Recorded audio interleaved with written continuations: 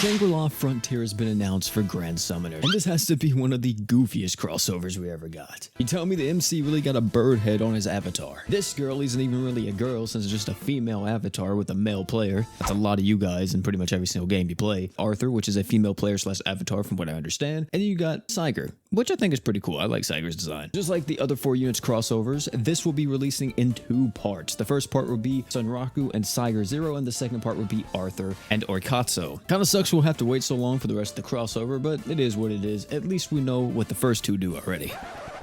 Right? Don't tell me they didn't even release the update yet, man, and I'm already recording. Sunraku is one of the damage dealers of this crossover and also an arch-genner. His kit, though, a little bit weird, mainly the passives. His kit revolves around crits, being able to give himself more arts on skill if you crit, reducing the enemy's crit res on the true art while also buffing up your art gauge, literally copying Ein's flow bar for bar. And finally, the super art is able to give you super crits, followed by a stackable attack buff as well. The active part of the kit seems pretty fine. It all kind of has synergies together. It looks really nice. However, look at the passives. The unique ability buffs up all fire allies' damage res by 15%. This seems very far off for a crit attacker considering he has no other passive damage buffs here. It is just damage res. If I had to give my overall thoughts about Sunraku, I would just say he's a very middle-of-the-road unit. He's not broken, he's not bad, he's just a solid character. And spoiler alert, that's kind of what it seems like for Cyger too. Cyger is an all-out attacker, like everything in this dude's kit is about damage.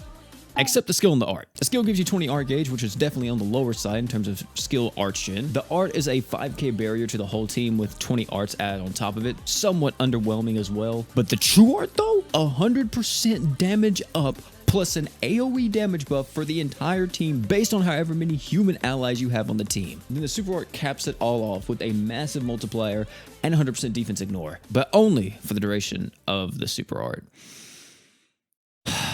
Why do they keep doing this? They did it with Demon Edge Berwick, and now it's with Cyger. Just let them have a duration of 100% defense ignore. Please. Literally, this just makes these characters worse, and it's like, why don't they have it? You gave it to Chobe and Miyu, but you won't give it to Demon Edge Berwick or freaking Cyger now. Unique passive maximum firepower provides you with a 400k multiplier on the very first time you use it. Then every time after the initial use of your super art, you will now grant yourself 5 arts per second for 20 seconds. He also has 100% paralysis resist and a 40% defense equipped CT buff as well, which are decent. One thing that comes off as weird for me is why this unit is so damage focused when it seems like they wanted them to be a little bit more tank focused by design. The 2 defense slots and the barrier on the art really drives this home, but the true art and the super art is just all damage, so I don't know why they did this. Maybe Cyger is more of a bruiser style character in Shangri-La, but I have no clue since I've never seen it. Just like half of the crossovers in Grand Summoners.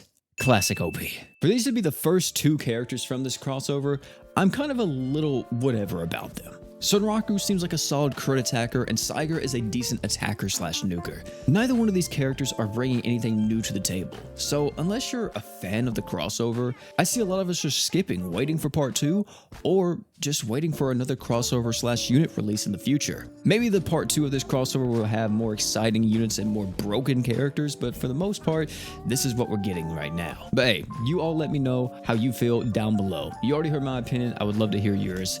And yeah, anybody necessarily catching your eye, or are both these characters just kind of seem a little bit whatever to you? I hope this isn't going to be another Hell's Paradise type situation, but I'm really kind of feeling it so far from the first 2 characters we've been shown. Oh, and one more thing before you leave. Don't forget to drink water.